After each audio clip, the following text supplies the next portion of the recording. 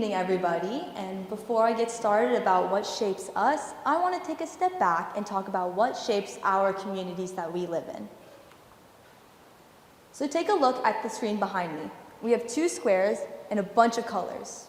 Now take a look and think about what makes them similar and what are the key differences between these two squares. Well, of course, what might first come to mind is that this first square over here, multiple colors, multiple circles, it seems pretty packed, right? However, over here, we just have one singular circle.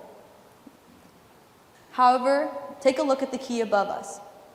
These red circles are medical centers. These orange circles are grocery stores. The green ones are parks. The white ones are schools. And that bright yellow one is a Capitol building.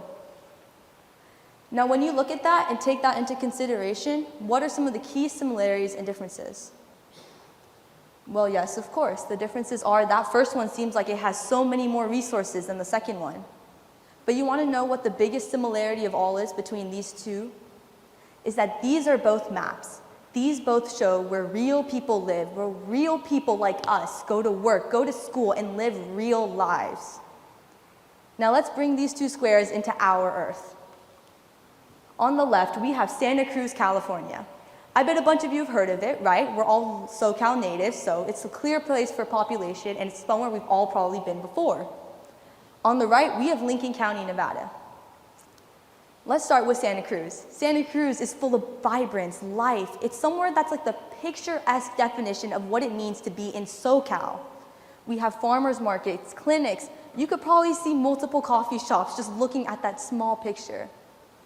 If your kid gets a fever at 8 p.m., well, Santa Cruz is probably one of the best places to be due to there's so many 24-hour clinics and resources within walking of your home. But now let's shift our attention to Lincoln County, Nevada. Lincoln County doesn't sit across an ocean, across a country, but a single line that designates the difference between California and Nevada. That's it, a single state border.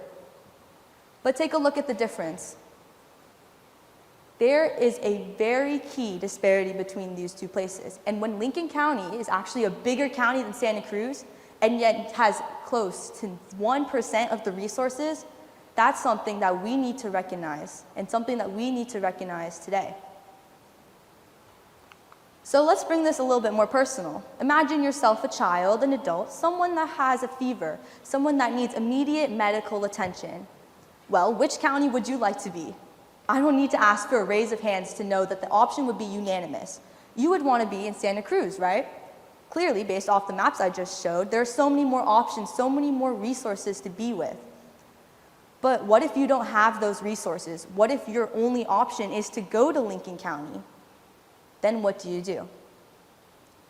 A few weeks ago, I was invited to a conference in Washington, D.C. to talk about substance abuse and policy prevention.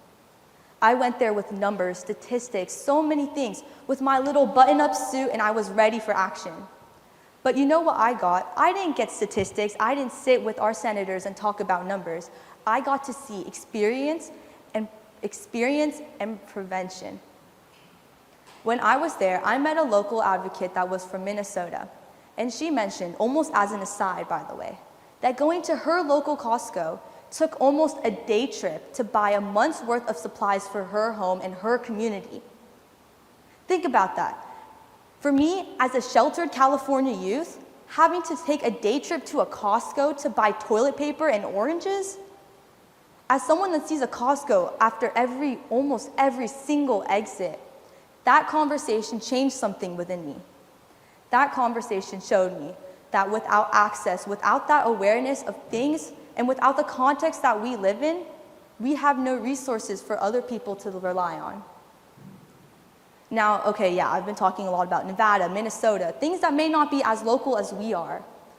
But let me kind of shift the perspective. A couple weeks ago, I went to go talk with a family in rural California.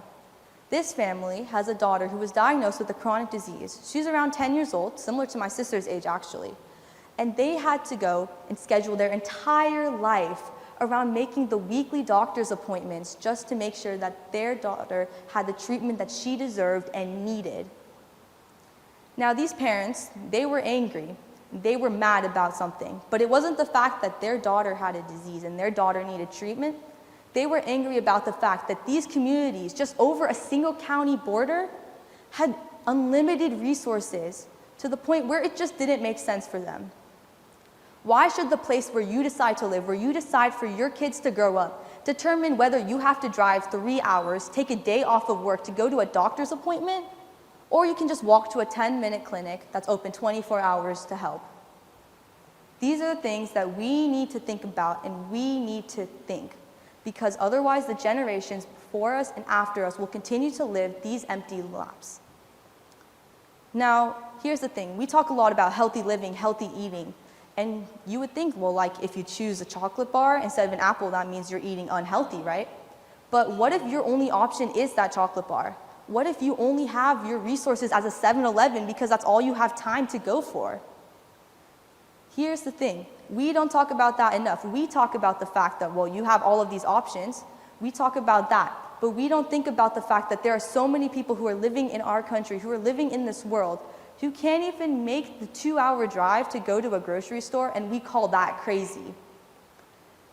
Because here's the thing, without context, without that key that I added earlier, we can't see beyond the fact that we're full of resources.